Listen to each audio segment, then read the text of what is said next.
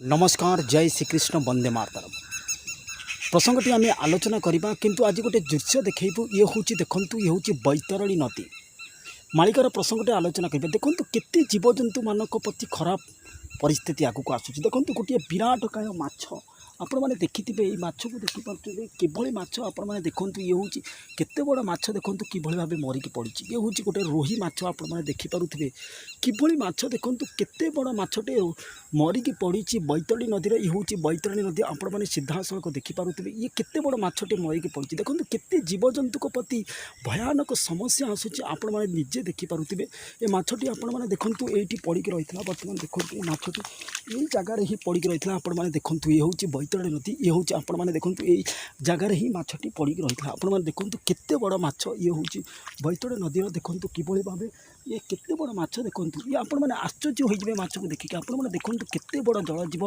बर्तमान माने किभली भाव परिस्थिति सृष्टि होची आपण मैंने देखूँ जल माने जलवायु परिवर्तन किभली भाव माछ मैंने मरिकी पड़ुचन। देखो क्यों कारण कहुला माछ मैंने व्यापक नदी में माछ मैंने पड़ी मरवे आगक जमी भाव देखो प्रत्येक जीवजंतु मैंने लोप पाई जाती मनीष वंश से भाव लोप पाई आपण मैंने निश्चित देखिए।